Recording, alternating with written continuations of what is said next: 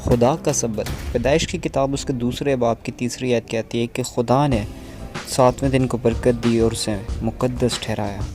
سبت اس قدر ضروری تھا کہ خدا نے 10 حکموں میں سے ایک حکم سبت پر دے دیا، اور وہ چوتھا حکم ہے۔ اور سبت جو ہے وہ آپ کو یاد ہونا چاہیے کہ سیٹرڈے کو آتا ہے، اور اس کی جو شروعات ہوتی ہے وہ فرائیڈے سن ڈاؤن سے سیٹرڈے سن ڈاؤن تک سبت ہوتا ہے، ٹھیک ہے؟ تو اسی کے ساتھ آپ یہ حوالے بھی اسٹڈی کر لیجیے۔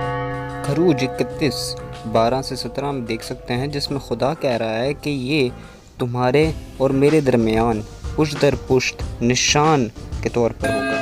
خدا نے اپنے لوگوں کو سبت دیا اور رہائی بخشی جب وہ ملک مصر سے آزاد کر کے لایا ان کو، اور آرام بخشا سبت کا اور ان کو پاک کی۔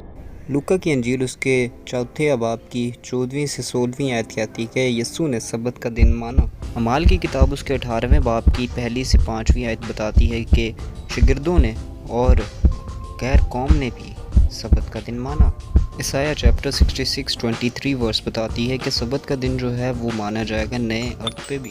سنیے غور سے توجہ دیجیے عیسائیہ 58 ورس 13 سے 14 میں۔ تو سبت کے روز اپنا پاؤں روک رکھے اور میرے مقدس دن میں اپنی خوشی کا طالب نہ ہو، اور سبت کو راحت اور خداوند کا مقدس اور معظم کہے اور اس کی تعظیم کرے، اپنا کاروبار نہ کرے اور اپنی خوشی اور بے فائدہ باتوں سے دستبردار رہے، تب تو خداوند میں مسرور ہوگا، اور میں تجھے دنیا کی بلندیوں پر لے چلوں گا، اور میں تجھے تیرے باپ یعقوب کی میراث سے کھلاؤں گا، کیونکہ خداوند ہی کے منہ سے یہ ارشاد ہوا ہے۔